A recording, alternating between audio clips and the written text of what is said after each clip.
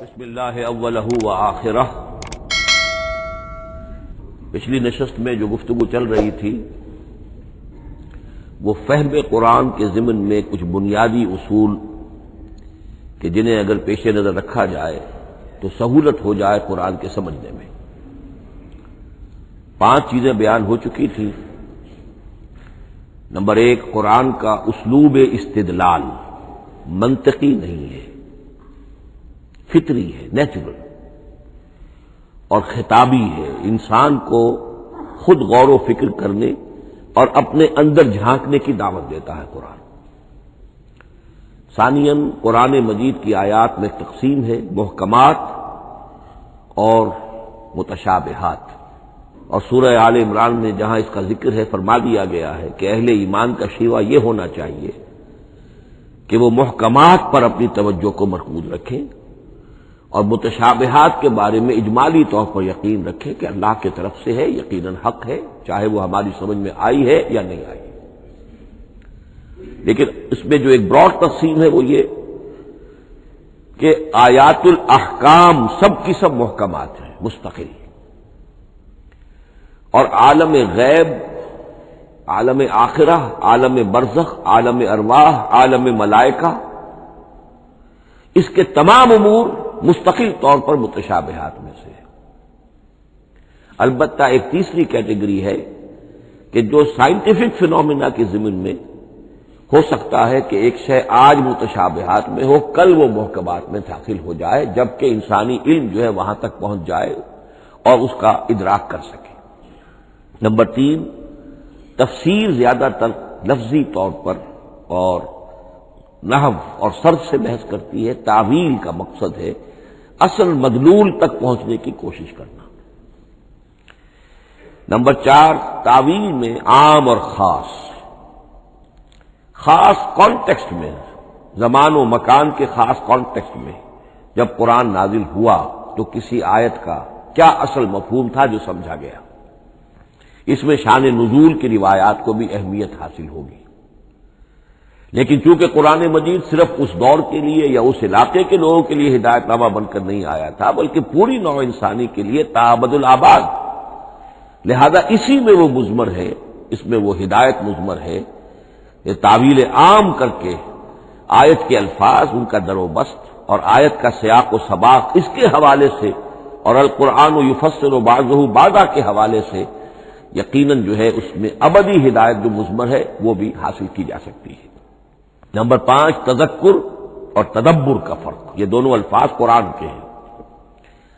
تذکر کے لیے 4 مرتبہ اللہ نے سورہ قمر میں چیلنجنگ انداز میں فرمایا ہے، وَلَقَدْ يَسَّرْنَا الْقُرْآنَ لِلذِّكْرِ فَهَلْ مِن مُّدَّكِرٍ۔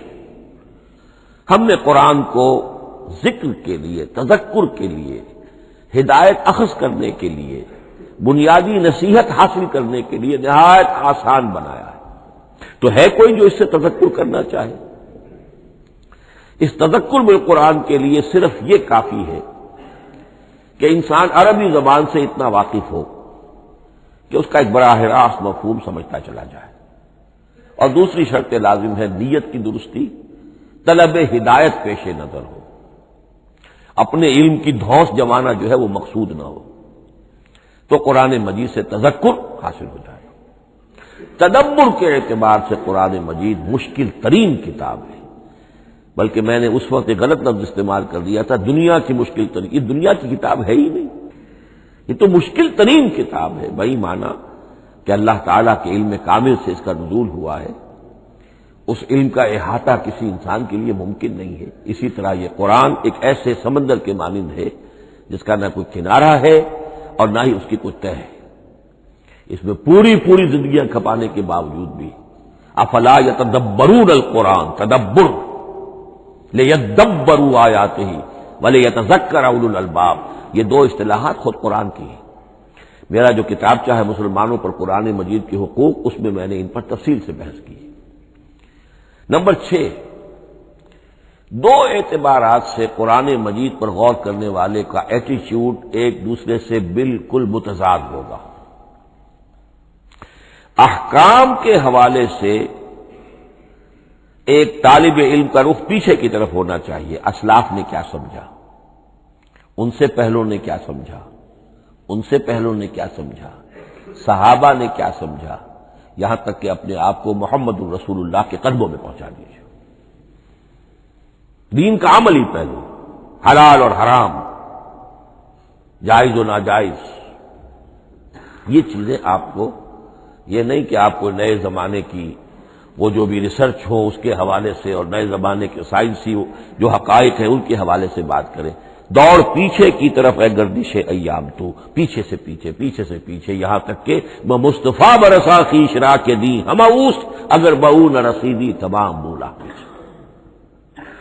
لیکن حکمت، سائنس، اس کے حوالے سے آگے بڑھیے، آگے سے آگے بڑھیے۔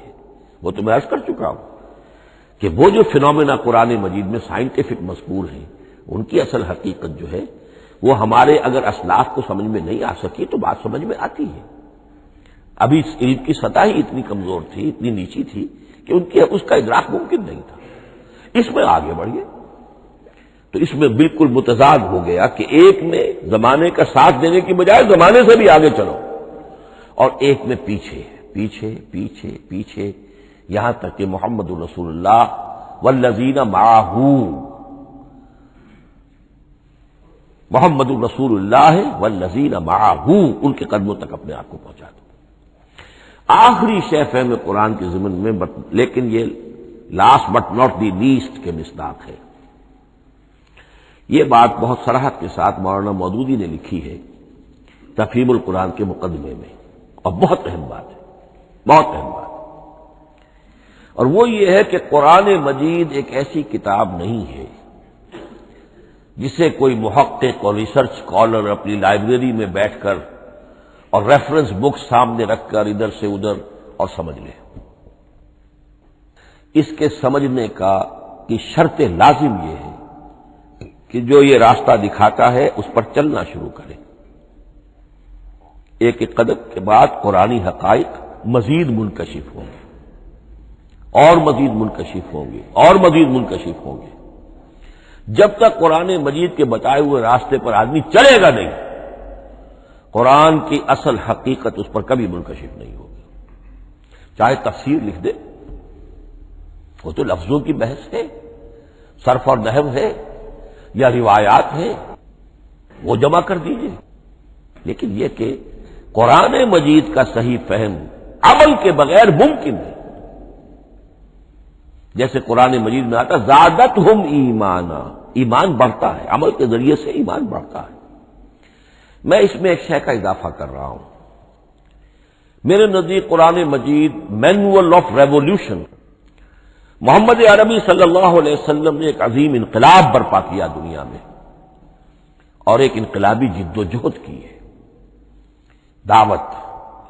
دعوت کے قبول کرنے والوں کو منظم کرنا، ان میں سم و طاعت کی عادت پیدا کرنا، پھر ان میں تن من دھن قربان کرنے کا جذبہ پیدا کرنا، پھر ان کا تزکیہ کرنا، ان کی تربیت، پھر جب وہ تیار ہو جائیں تو باطل سے ٹکر، اور اس میں پھر جہاد اور قتال کے مراحل، تاکہ انقلاب آ گیا، اور یہ کہ جاء الحق وزهق الباطل ان الباطل کان زہوقا۔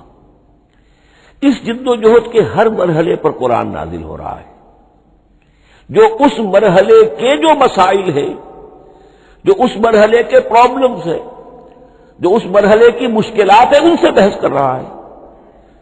اب اگر کوئی فرد یا کوئی گروہ اس پروسیس میں وہ داخل ہی نہیں، وہ سمجھ ہی نہیں سکتا کہ یہ جو بات کہی جا رہی ہے اس کا اصل محل کیا ہے، مقام کیا ہے، کیوں کہی جا رہی ہے، وہ تو جب اسی قسم کی انقلابی جد و جہد میں کوئی خود مبتلا ہوگا تو اسے معلوم ہوگا یہ تھی وہ مشکل، یا یہ تھا وہ مسئلہ، یا یہ تھا وہ مرحلہ جو اس وقت کی جو جد و جہد تھی محمد الرسول اللہ والذین معہ کی، کہ اس وقت یہ آیات نازل ہوئی۔ اس طریقے سے مینول آف ریولیوشن میں کہا کرتا ہوں، کیونکہ ہماری جو طب کی تعلیم ہوتی ہے ان میں مینول آف ڈسیکشن سب سے پہلے جو ہے اناٹمی پڑھائی جاتی ہے، اور ڈیڈ باڈی کی ڈسیکشن ہوتی ہے، تو مینول آف ڈسیکشن جو ہے وہ پہلی کتاب ہوتی ہے جو ہمیں ملتی ہے۔ یہ ہوتا ہے بتایا جاتا ہے یہاں ذرا شکاف دو اور یہ کھال کو کاٹو، اس کے اندر تمہیں یہ نظر آئے گا، یہ فیشیا ہے، پھر اسے اس کے اندر ایک اور شگاف دو، یہ نظر آئے گا۔ بالکل اسی طریقے سے قرآن مجید کی انگلی پکڑ کر اگر آپ چلیں گے تو پھر درجہ بدرجہ قرآن آپ پر منکشف ہوتا چلا جائے گا۔ اور اگر آپ نے اسے صرف ایک اکیڈمک ایکسرسائز بنا لیا، ایک علمی بات ہے، اس سے آگے کچھ نہیں، تو قرآن مجید کا جو اصل لب لباب ہے، جو اصل اس کا جوہر ہے، وہ کبھی منکشف نہیں ہوگا۔ اب آئیے ایک اہم موضوع، اعجاز قرآن کے وجوہ کیا ہیں۔ پہلی بات تو یہ سمجھ لیجئے کہ قرآن مجید کی حقانیت پر بنیادی طور پر دو قسم کی دلیلیں ہیں۔ ایک دلیل خارجی ہے، خارجی دلیل محمد الرسول اللہ صلی اللہ علیہ وسلم کی شخصیت اور آپ کا کارنامہ، الصادق الامین، قد لبثت فیکم عمرا، میں تمہارے مابین ایک عمر گزار چکا ہوں، تم نے مجھے دیکھا، میرا کردار دیکھا، تم نے خود مجھے الصادق اور الامین کا جو ہے خطاب دیا، تو خود حضور کی شخصیت دلیل ہے قرآن مجید کی حقانیت پر۔ اس اعتبار سے ایک مضمون بہت اہم ہے، اور وہ یہ کہ قرآن اور محمد صلی اللہ علیہ وسلم اس طرح ایک دوسرے کے ساتھ جڑے ہوئے ہیں، گتھے ہوئے ہیں، ایک وحدت بن گئے ہیں، ایک آرگینک ہول بن گئے ہیں کہ ایک دوسرے کے لیے شاہد بھی ہے اور ایک دوسرے کے لیے کمپلیمنٹری بھی ہے، جس کے لیے میں دو مقامات سے استشہاد کروں گا۔ سورہ بینہ میں فرمایا لم یکن الذین کفروا من اہل الکتاب والمشرکین منفکین حتی تأتیہم البینہ، اہل کتاب میں سے اور کفار میں سے، مشرکین میں سے جو لوگ جنہوں نے کہ کفر کیا تھا، وہ علیحدہ نہیں کیے جا سکتے تھے جب تک کہ بینہ نہ آ جاتے۔ اب بینہ کیا ہے؟ رسول من اللہ یتلو صحفا مطہرۃ فیہا کتب قیمہ، بینہ دو چیزوں سے مل کر بنی، رسول من اللہ یتلو صحفا مطہرۃ فیہا کتب قیمہ، رسول اور قرآن مل کر بینہ ہے، رسول کی شخصیت بین ہے، اور یہ قرآن مجید کے لیے دلیل ہے۔ دوسری طرف قرآن مجید محمد کی رسالت کا ثبوت ہے، جیسے کہ آپ دیکھتے ہیں یاسین والقرآن الحکیم انک لمن المرسلین، والقرآن الحکیم، قسم ہے اس قرآن حکیم کی، یعنی یہ قرآن حکیم گواہ ہے، شاہد عادل ہے کہ اے محمد آپ اللہ کے رسول ہیں۔ محمد کی شخصیت حقانیت قرآن پر دلیل ہے، قرآن محمد کی رسالت پر دلیل ہے، ایک دوسرے کے شاہد۔ دوسرا مقام سورۃ طلاق کا ہے، قد انزل الیکم ذکرا، دیکھو لوگو اللہ نے تمہارے لیے یاد دہانی ذکر نازل کر دیا ہے۔ وہ یاد دہانی کیا ہے؟ رسولا یتلو علیکم آیات اللہ مبینات، اللہ کا ایک رسول جو تمہیں پڑھ کر سنا رہا ہے اللہ کی آیات بینات، یہ دونوں چیزیں مل کر بینہ بنا، دونوں چیزیں مل کر ذکرا بنا۔ اس حوالے سے یہ دونوں چیزیں ایک دوسرے کے ساتھ یوں سمجھیے کہ اس طریقے سے گتھی ہوئی ہیں، دونوں حقیقتیں اس طرح جمع ہیں کہ ایک دوسرے سے جدا نہیں کی جا سکتی۔ اگلی بات یہ سمجھیے کہ قرآن مجید محمد الرسول اللہ کا اصل معجزہ، بلکہ اس سے آگے بڑھ کر ایک لفظ استعمال کروں گا، واحد معجزہ ہے۔ آپ شاید حیران ہو کہ اور بھی تو معجزات بیان ہوتے ہیں حضور کے، لیکن میری بات سمجھیے، غور کیجیے، ان واقعات سے مجھے انکار نہیں ہے، لیکن جو بات میں کہنا چاہتا ہوں اس کو اچھی طرح سمجھیے۔ معجزہ کہتے کسے؟ معجزہ عاجز کر دینے والی شے۔ اس معجزے میں دو چیزیں ہونی لازم ہیں، دعویٰ اور تحدی، چیلنج۔ جب کہ کوئی خرق عادت کوئی شے پیدا ہو جائے، خرق عادت اسے کہتے ہیں کہ فزیکل لا ایک ہے، پانی، واٹر کیپس اٹ سرفیس، حضرت موسیٰ کا عصا اس پر لگا اور سمندر پھٹ گیا، خرق عادت ہے، یعنی جو عادی قانون ہے، عام طور پر جو قوانین طبعیہ ہیں ان کا پھٹ جانا، ختم ہو جانا، ٹوٹ جانا، اور کسی حقیقت کا اس میں سے ظاہر ہو جانا جو ان فزیکل لاز کے خلاف۔ آگ کے بارے میں قانون کیا ہے؟ وہ جلاتی ہے، لیکن یہ کہ یہ معجزہ ہے، یہ خرق عادت ہے کہ حضرت ابراہیم آگ میں ڈالے گئے، اس نے نہیں جلائے، یا نارو کونی بردن و سلام علی ابراہیم۔ تو خرق عادت کو اب دو قسموں میں آپ سمجھیے۔ ایک خرق عادت وہ ہے جو دعوے کے ساتھ پیش کیا جائے اپنی صداقت، اپنی رسالت کی حقانیت اور صداقت کے ثبوت کے طور پر، اور اس میں چیلنج کیا جائے کہ آؤ مقابلہ کر دو، وہ اس رسول کا اصل معجزہ ہوتا ہے۔ ایک خرق عادت وہ ہے جو اللہ تعالیٰ اپنے نیک بندوں کی بزرگی کو ظاہر کرنے کے لیے، غیر انبیاء کے لیے بھی کرامات جنہیں ہم کہتے ہیں ہو جاتی ہے۔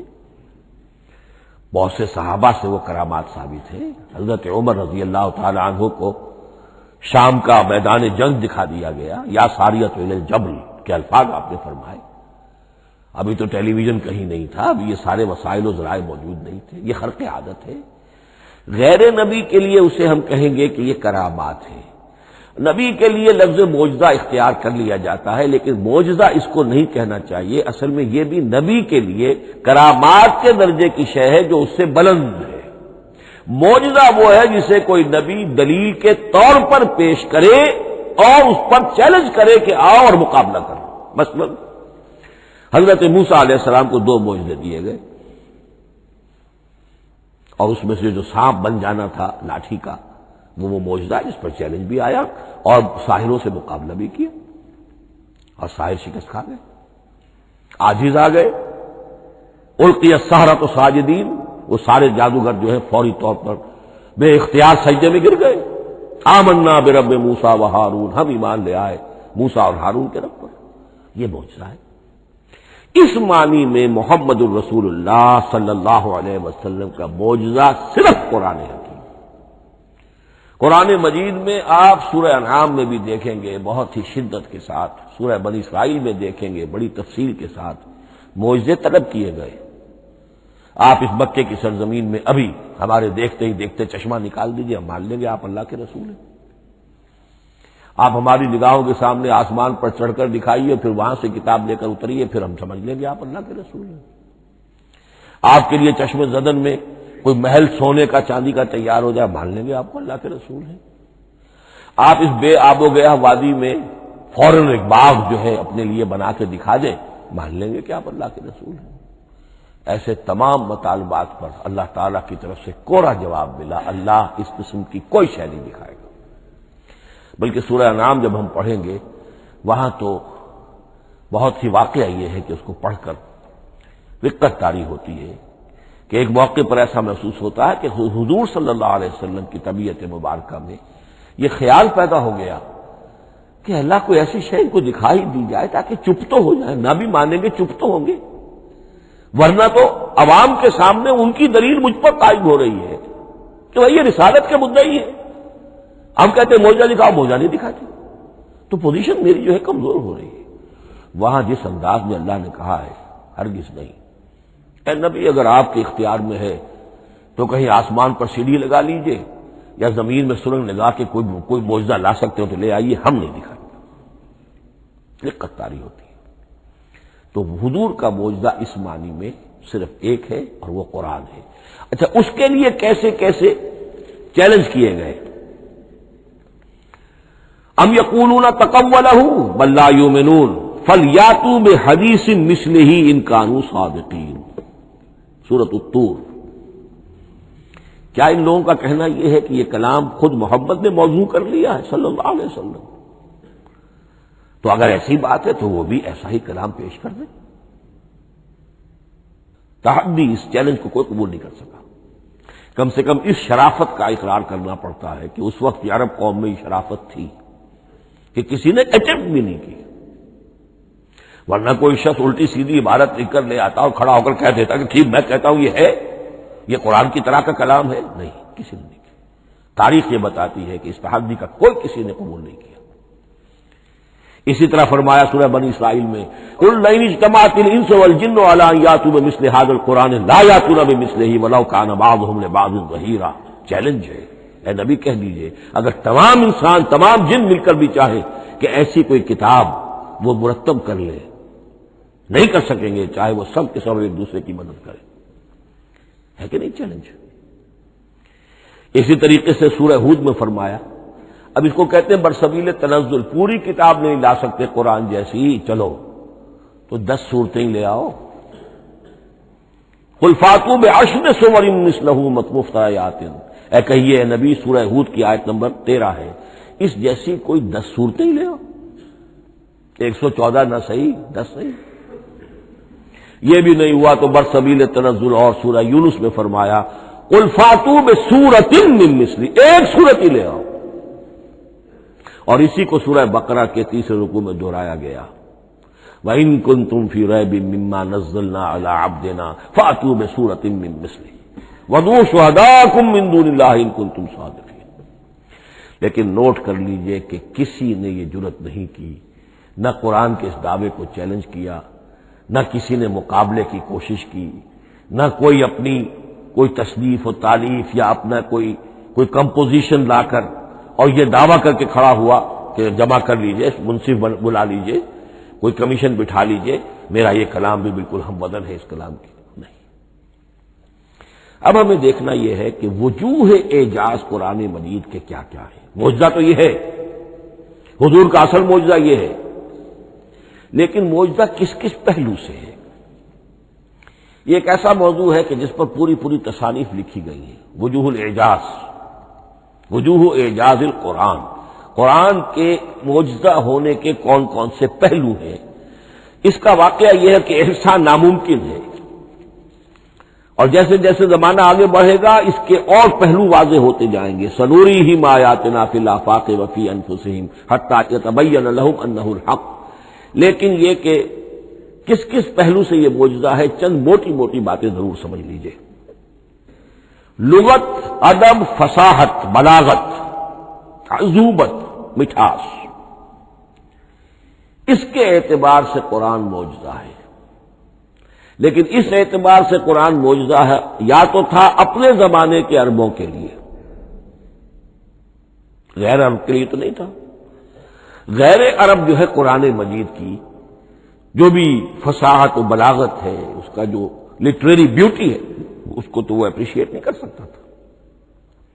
یہ حصہ جو ہے یا تو عربوں کے لیے تھا اس وقت دائمی، یا آج بھی عرب کچھ نہ کچھ، بہرحال عربی ان کی زبان ہے، وہ پڑھتے ہیں، جیسا کہ میں نے عرض کیا تھا، چاہے عیسائی ہو اور چاہے یہودی ہو، وہ بھی اپنے ہاں لٹریچر کی، عربی لٹریچر کی ہائیسٹ کتاب کی حیثیت سے قرآن مجید پڑھانے پر مجبور ہے۔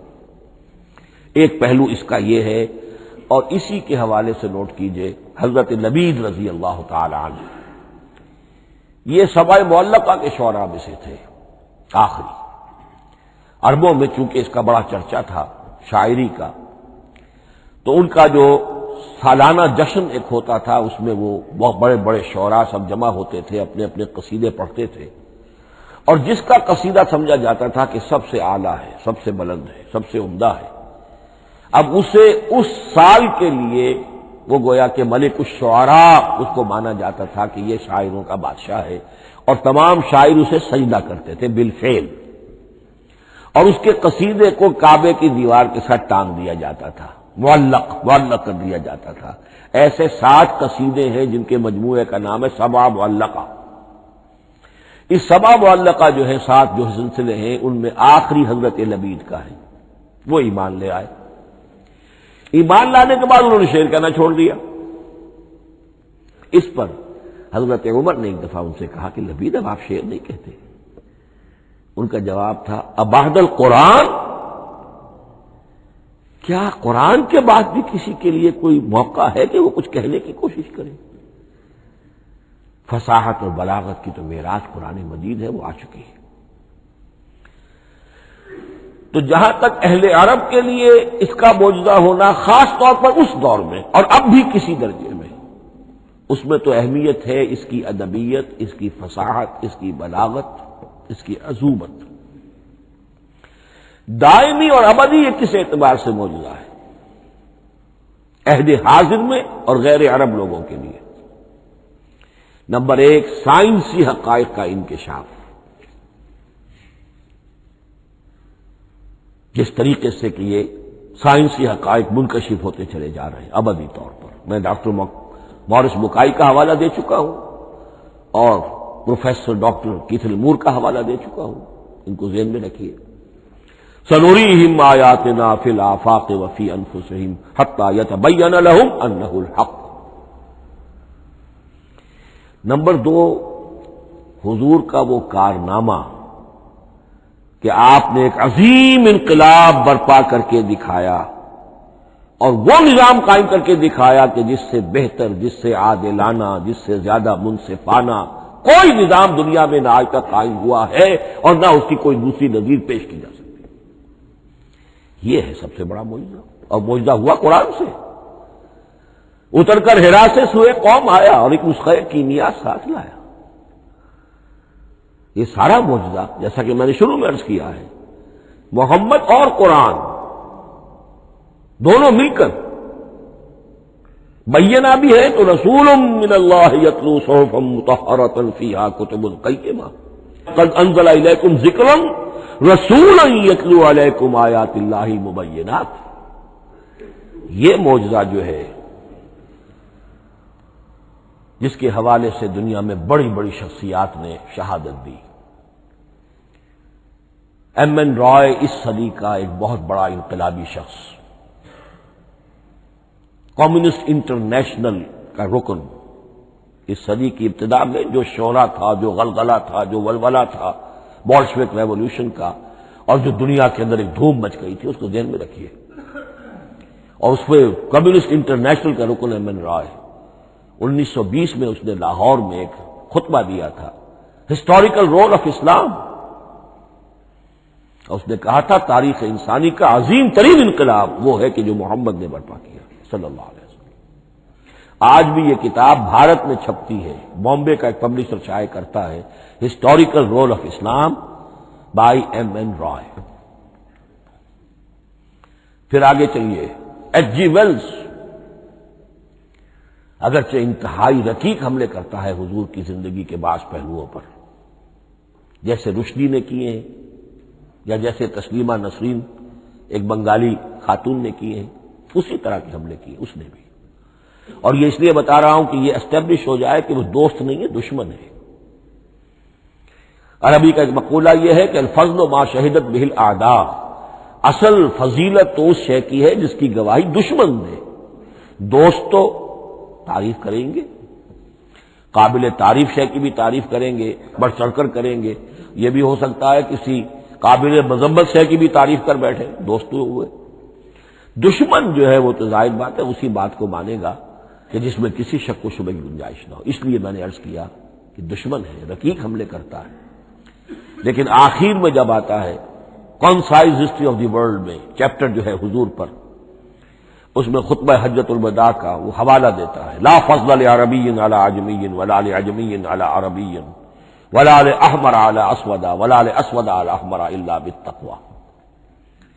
اور پھر لکھتا ہے کہ اگرچہ انسانی حریت و اخوت و مساوات کے واعظ تو پہلے بھی بہت کہے گئے تھے، یہاں تک کہ مسیح ناصری حضرت عیسیٰ علیہ السلام کے ہاں بھی ہمیں بڑے واعظ ملتے ہیں، لیکن یہ ماننا پڑتا ہے کہ تاریخ انسانی میں پہلی مرتبہ ان اصولوں پر ایک انسانی معاشرہ قائم کر کے دکھایا محمد نے صلی اللہ علیہ وسلم۔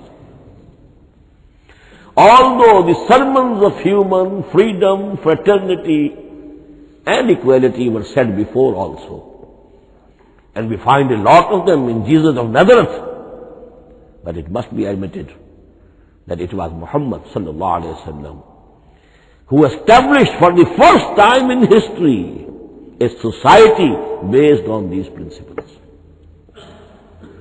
اسی طرح کی گواہی آج سے تقریباً 20 سال پہلے امریکہ کے ڈاکٹر مائیکل ہارٹ نے دی a selection and gradation of the 100 most influential personalities of human history. اور نمبر 1 پر محمد کا ذکر کر رہا ہے صلی اللہ علیہ وسلم، اور کہتا ہے naturally I owe an explanation, میں عیسائی ہوں اور ابھی تک عیسائی ہے، وہ اس کی موت کی بھی ابھی کوئی خبر نہیں آئی ہے، عیسائی ہے، لیکن یہ کہ اس نے حضور کو نمبر 1 پر رکھا، حضرت عیسیٰ کو نمبر 3 پہ لے گیا، تو naturally I owe an explanation, اور پھر ایکسپلینیشن دی ہے this is because he is the only person supremely successful in both the religious and secular fields. یہ دونوں میدان جو ہے مذہب اور روحانیت، اور دوسری طرف سیاست اور حکومت اور ریاست، ان دونوں میدانوں میں بیک وقت انتہائی کامیاب انسان صرف ایک ہے، اور وہ محمد ہے صلی اللہ علیہ وسلم۔ یا تو آدمی اس میں اونچا ہوتا ہے، روحانیت میں ہے، دین میں ہے، اخلاق میں ہے، تو سیاست اور ریاست میں زیرو ہوگا، یا کوئی بہت بڑا بادشاہ ہے، بڑا حکمران ہے، بڑا فاتح ہے، سکندر اعظم ہے، تو وہ اخلاقیات میں اور روحانیات میں زیرو نہیں، مائنس ہوگا۔ یہ معاملہ کہ دونوں میں this is because he is the only person supremely successful in both the religious and secular fields. لیکن یہ بات نوٹ کر لیجئے کہ جو تازہ ایڈیشن ہے اس کتاب کا، اس میں سے یہ پیسج نکال دیا ہے نئے جو ایڈیٹرز ہیں انہوں نے، اس کے لیے آپ کو کسی پرانے ایڈیشن سے رجوع کرنا پڑے گا، concise history of the world, اور وہ لائبریریوں میں مل جائے گا۔ علامہ اقبال نے اس بات کو یوں بیان کیا ہے، ہر کجا بینی جہان رنگ و بو، کہ از خاکش بروید آرزو، یاد نور مصطفیٰ اورا بہاس، یا ہنود اندر تلاش مصطفیٰ۔ اس دنیا میں تمدن کے اعتبار سے، اخلاق کے اعتبار سے، معاشرت کے اعتبار سے کہیں کوئی خوبی اگر تمہیں نظر آتی ہے، کوئی رمق نور کی، خوبی کی، بھلائی کی، رنگ و بو، جان لو کہ یا تو وہ نور محمدی سے مستعار لی گئی ہے، اور یا ابھی تک انسان ابھی محمد کی تلاش میں ہے، ادھر جا رہا ہے، قافلہ ادھر جا رہا ہے، نوع انسانی کا چاروں ناچار ادھر جا رہا ہے۔ سوشل ایوولوشن کا پروسیس انسان کو افراط و تفرید کے دھکوں کے باوجود تدریجاً لے کر جا رہا ہے بحیثیت مجموعی پوری مین کائنڈ کو اسی بات کی طرف کہ جس کی طرف دعوت دی تھی محمد رسول اللہ صلی اللہ علیہ وسلم۔ ہر کجا بینی جہان رنگ و بو، کہ از خاکش بروید آرزو، یا ز نور مصطفیٰ اورا بہاست، یا ہنود اندر تلاش مصطفیٰ است۔ اسی اعتبار سے میں ایک بات اور کہہ رہا ہوں، اس پہلو سے واقعہ یہ ہے کہ میرے نزدیک اس دور میں اعجاز قرآن کی سب سے بڑی نمائندہ شخصیت، اعجاز قرآن کا سب سے بڑا مظہر علامہ اقبال کی ذات ہے۔ 20ویں صدی کا مفکر، فلسفی، مشرق و مغرب کے فلسفے پڑھ چکا،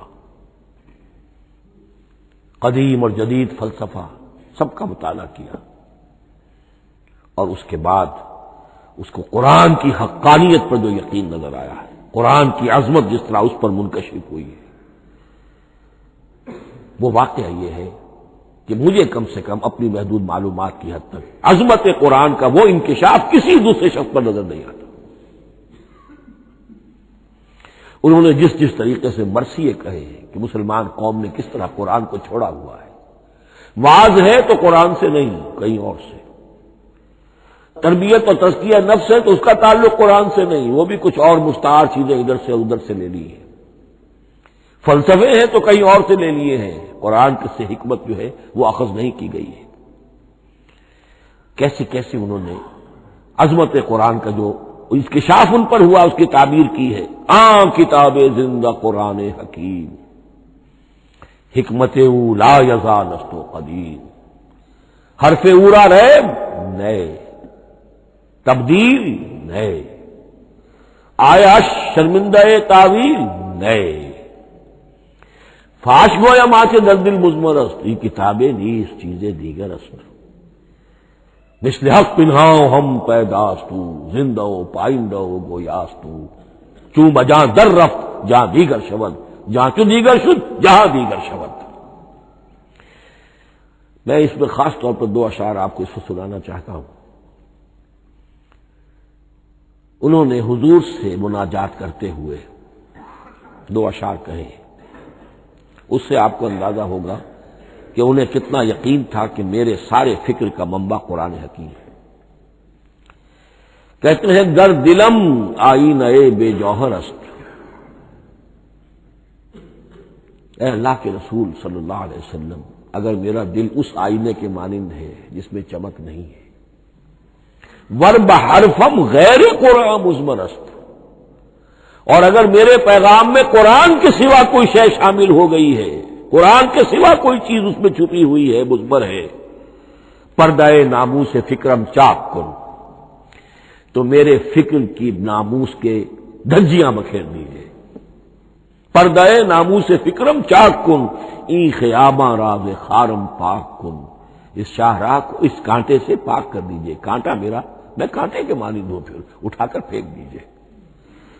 روز محشر خار و رسوا کن مرا، بے نصیب از بوسہ پاک کن مرا، قیامت کے دن مجھے ذلیل و خوار کیجیے گا اور اپنے قدموں، اپنے پائے مبارک کا بوسہ لینے سے محروم کر دیجیے گا۔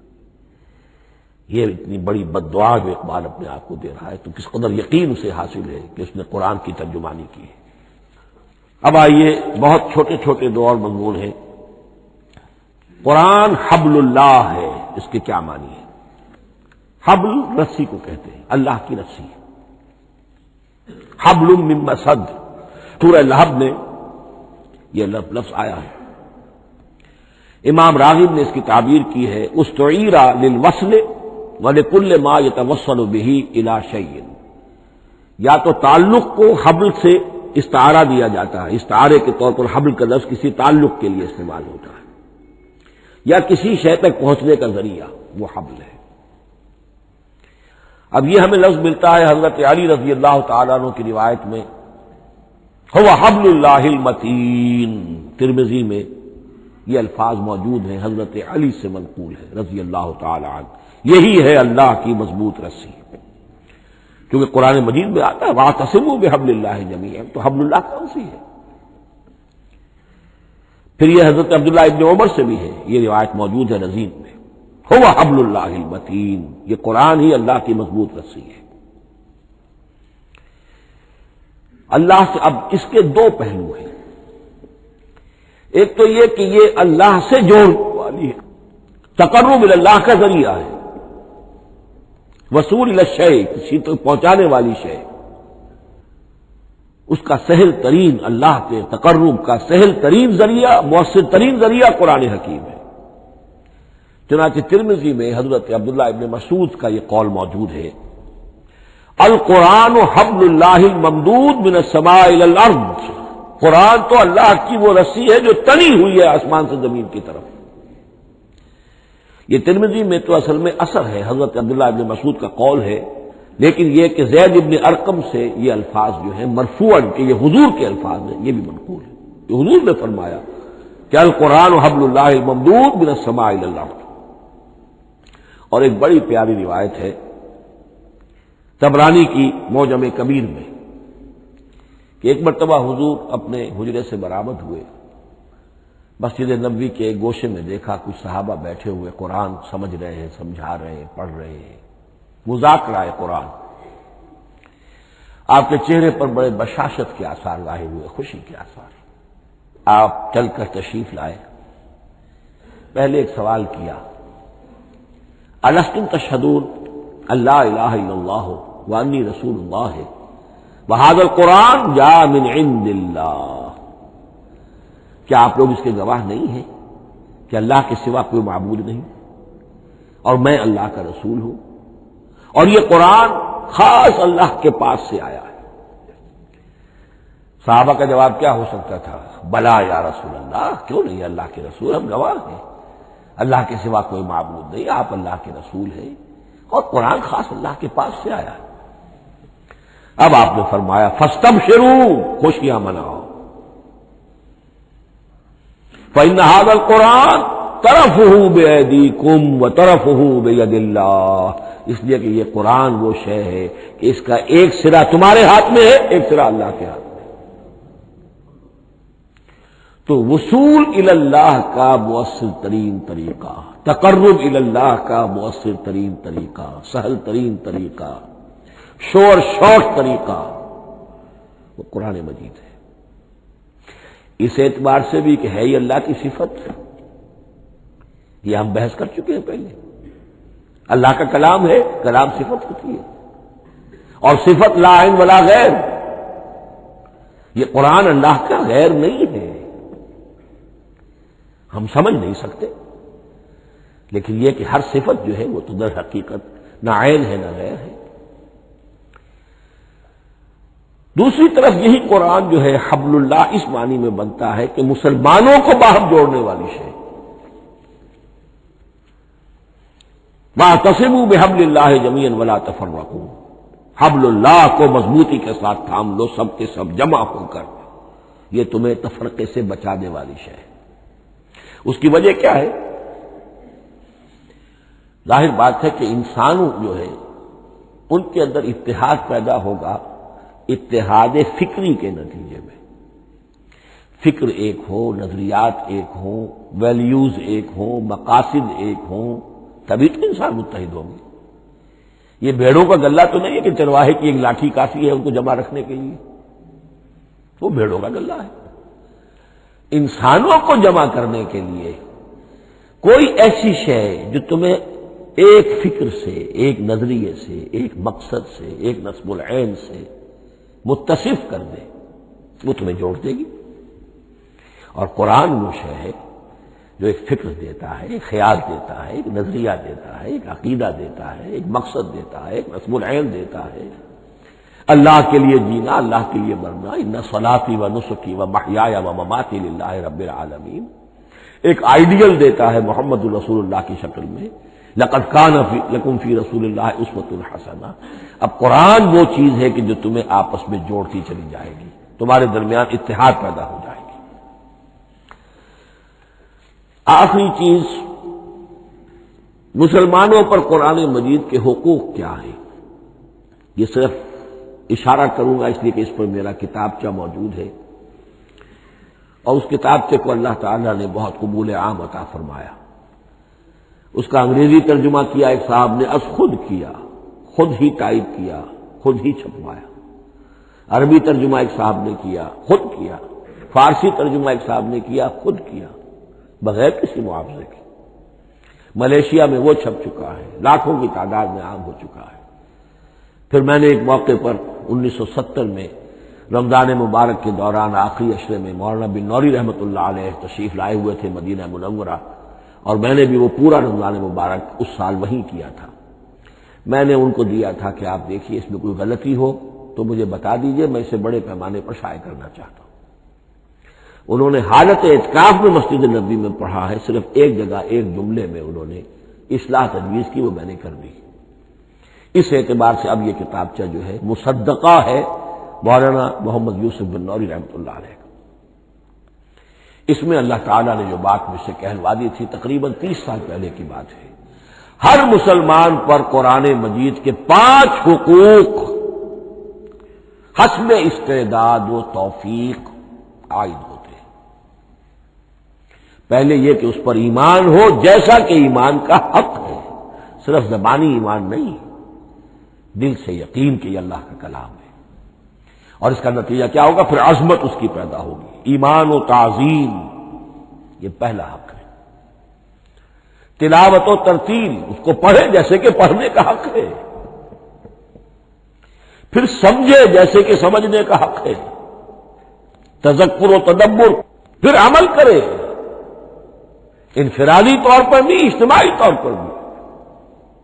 انفرادی طور پر جو آپ کی زندگی کے معاملات ہیں وہ آپ قرآن کے مطابق طے کریں، قومی سطح پر حکومت اور ریاست اور قانون اور سیاست، اس کے سارے تقاضے قرآن کے مطابق پورے، اور آخری یہ کہ اس قرآن کو پہنچائیں اور عام کریں، جس کے لیے حضور نے اس حد تک اس میں عمومیت کر دی ہے کہ بلغوا انی ولو آیۃ، پہنچاؤ میری جانب سے خواہ ایک ہی آیت پہنچاؤ، میرا کوئی امتی اس سعادت سے بالکل محروم نہ رہ جائے۔